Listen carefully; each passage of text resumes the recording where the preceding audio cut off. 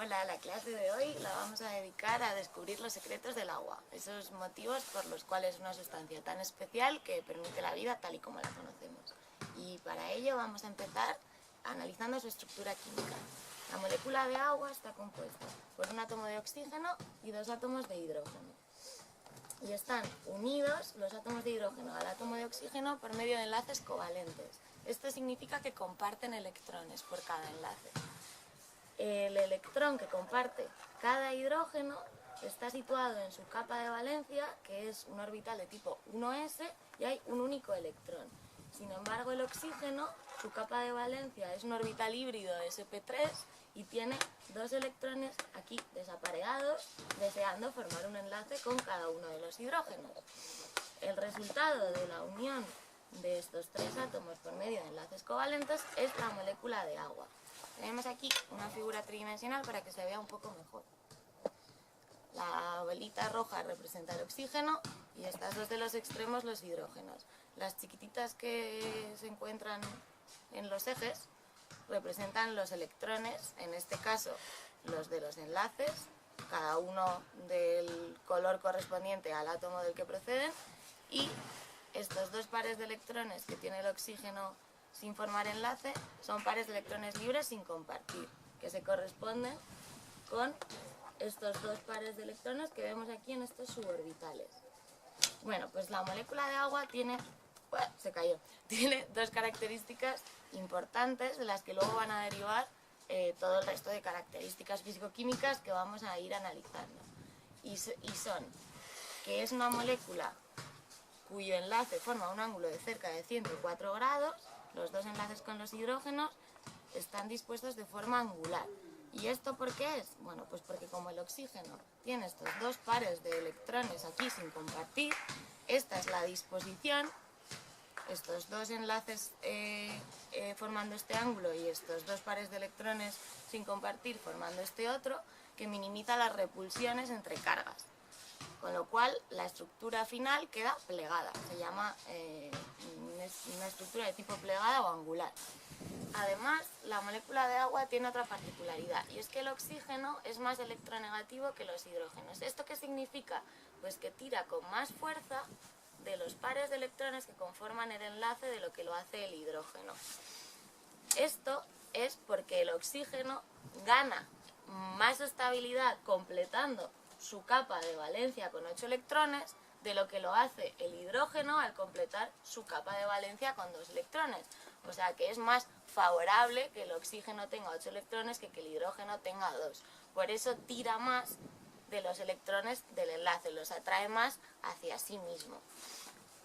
Esto supone que como los dos enlaces están dispuestos de manera angular y no lineal, se genera aquí una fuerza resultante de tipo electrostático, porque no hay compensación de cargas, de tal manera que acabamos teniendo una carga parcial negativa en el átomo de oxígeno y una carga parcial positiva por cada átomo de hidrógeno.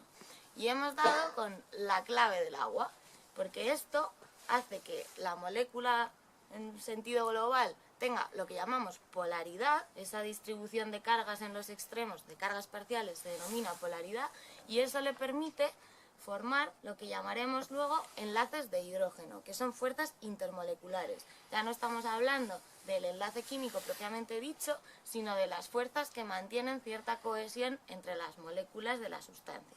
Bueno, pues el agua forma un tipo de fuerzas intermoleculares que llamamos enlaces de hidrógeno y que son especialmente fuertes con respecto a otro tipo de fuerzas intermoleculares que crean otras sustancias.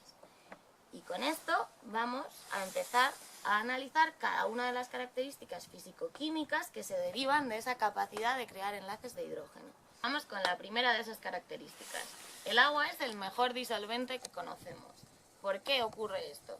Por su capacidad para formar enlaces de hidrógeno. Los enlaces de hidrógeno, al ser unas fuerzas intermoleculares especialmente fuertes, generan una disolución especialmente estable, de tal manera que cuando introducimos un soluto polar, disuelve casi todos los solutos polares y todos los solutos cargados. Pues cuando introducimos cualquiera de esos dos tipos de solutos, las moléculas de este se verán rodeadas por las moléculas de agua de tal manera que se compensen cargas. La parte de la molécula del soluto que tenga cargas parciales positivas se verá rodeada por los oxígenos de la molécula de agua, y la parte de la molécula del soluto que tenga cargas parciales negativas o netas negativas se verá rodeada por los hidrógenos del agua. Bueno, ¿esto por qué es importante a nivel del origen y el mantenimiento de la vida? Pues primero, a nivel de nuestro organismo, todas las reacciones químicas que se dan en disolución. ¿Y esto por qué es? Porque para que una reacción química tenga lugar, los reactivos tienen que entrar en contacto directo los unos con los otros.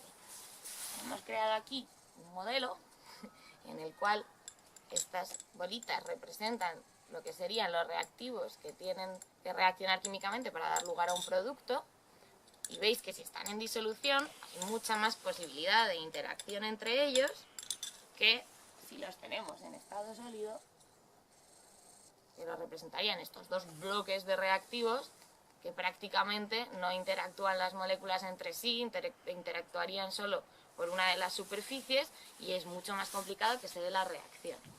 Además, en nuestro organismo se cree que el origen de la vida, según la teoría del caldo primigenio, también tuvo lugar en el agua. Por esta misma razón, con la diversidad de sustancias que debía haber hace 3.500 millones de años, que fue cuando se cree que comenzaron a juntarse todas esas sustancias químicas, que comenzó la evolución química, si estaban en disolución tenían mucha más probabilidad de interacción entre sí, y las tropecientas combinaciones que se podían dar acabaron dando lugar a esas combinaciones interesantes que serían finalmente los ladrillos de lo que luego derivaría en organismos vivos.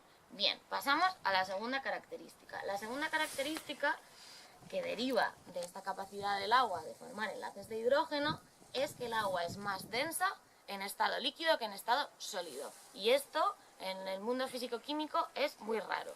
¿Por qué? Que las sustancias, cuando están en estado líquido, sus moléculas tienen más energía cinética, con lo cual se mueven mucho más y dejan más espacio entre sí. Sin embargo, en estado sólido pierden energía, se juntan y es como si se apelotonaran. ¿Qué pasa en el agua? Las moléculas pierden energía cinética, pero a la vez, por su capacidad de formar enlaces de hidrógeno y por lo estables, fuertes y favorables que son estos, cuando el agua cristaliza, intentan sus moléculas formar el mayor número de enlaces de hidrógeno posible. Y esto supone que formen estructuras hexagonales en diferentes planos, de tal manera que optimizan el número de enlaces de hidrógeno que pueden formar, pero dejan unos enormes espacios en el centro de esas formas hexagonales que se generan en el cristal de agua.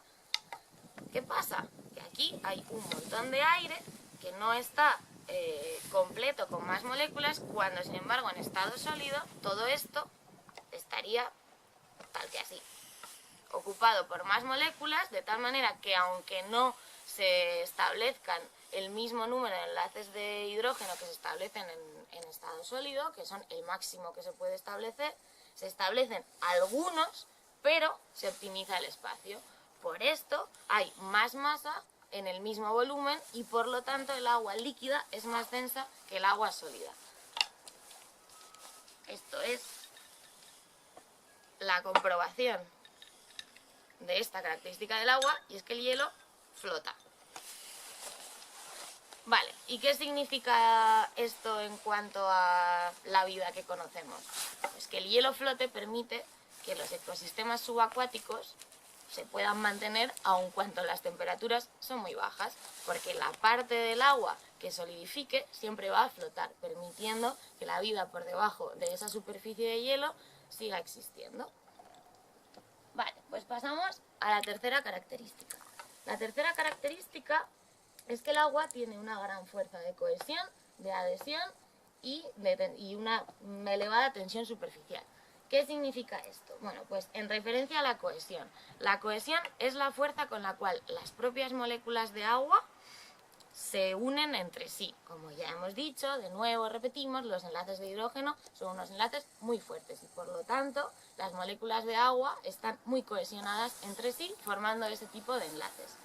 En lo que se refiere a adhesión es la fuerza con la cual las moléculas de agua son capaces de unirse mediante enlaces de hidrógeno a superficies sólidas, polares o cargadas, o sea, al recipiente que las contiene, siempre y cuando el material de este recipiente sea polar o esté cargado. Forman enlaces de hidrógeno con esa superficie del recipiente. Y el término tensión superficial deriva de la fuerza de cohesión y es la resistencia que opone el agua a ver aumentada su superficie. Cuando tenemos agua líquida contenida en un recipiente, la superficie que está en contacto con el aire por encima y no con más moléculas de agua, es la parte del agua menos estable energéticamente, porque no está formando un número óptimo de enlaces de hidrógeno porque no tiene moléculas por encima. Con lo cual, toda fuerza que intente aumentar esa superficie, el agua va a ejercer cierta resistencia en contra de esa fuerza para minimizar la superficie que está en contacto con el aire. ¿Qué significan estas tres características juntas a nivel de mantenimiento de la vida? Estas tres características son las que permiten que se dé el fenómeno de capilaridad. Y el fenómeno de capilaridad es el que permite a su vez la nutrición vegetal. Son como si fuera cada una de ellas un pasito. La cohesión hace que el líquido, que las moléculas del líquido se mantengan unidas. La adhesión permite la unión con las paredes del recipiente. Y la tensión superficial supone que cualquier fuerza que pretenda aumentar esa superficie sea rechazada. Por lo tanto, el agua, por todas estas características, es capaz de ascender en contra de la fuerza de la gravedad, porque todas estas fuerzas tiran más de ella de lo que lo hace la fuerza de gravedad en sentido opuesto. Esto se tiene que dar con unos continentes con un diámetro pequeñito para que sea posible, si no al final la fuerza de la gravedad es mayor. Vamos a poner otro modelo para que veáis lo que ocurre en los vasos leñosos, bueno, y en las raíces, en la ascensión del agua desde las raíces hasta las partes aéreas de la planta. Aquí tenemos un papel, ¿vale? Que además es celulosa, o sea que es un material muy similar al que tendríamos en las distintas partes de la planta. Si nosotros introducimos una parte del papel en el agua, vamos a ponerlo hasta la rayita. El agua acabará subiendo hasta más allá de donde nosotros lo hemos introducido. Y no sé si se va a ver bien, pero la idea es que la tinta se disipe y así se pueda ver que el agua ha ascendido más allá de donde nosotros lo hemos introducido. Bueno, se ve bastante mal, pero yo doy fe de que es así.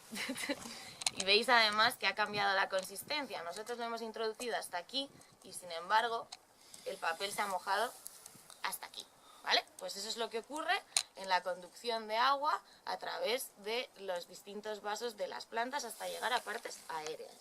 Y vamos con la última característica, y es que el agua tiene un elevado calor específico. ¿Qué significa que el agua tenga un elevado calor específico? Bien, el calor específico es la energía necesaria para elevar 1 gramo de sustancia 1 grado Celsius de temperatura.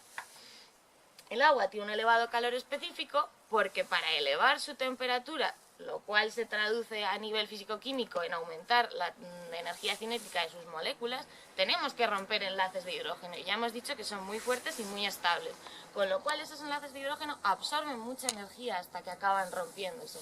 Y por eso al agua hay que aplicarle mucha energía para conseguir elevar su temperatura. ¿Por qué esto es interesante para la vida? Pues porque el agua ejerce en un montón de sistemas de termorregulador.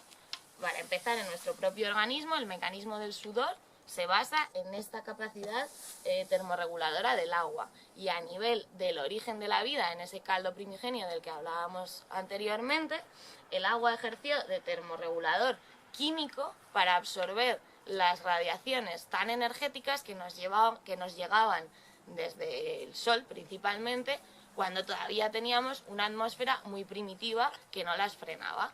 Y eso permitió que esas moléculas y esas estructuras más complejas que se iban creando de la combinación química de las sustancias que había en el caldo primigenio no se rompieran, que esos enlaces se mantuvieran. Bueno, pues nada, ya hemos repasado todas las características del agua que hacen posible la vida y espero que os haya gustado, os haya parecido tan apasionante como a mí, y os dejo este resumencillo de lo que hemos ido explicando para que podáis ordenar vuestras ideas. Gracias.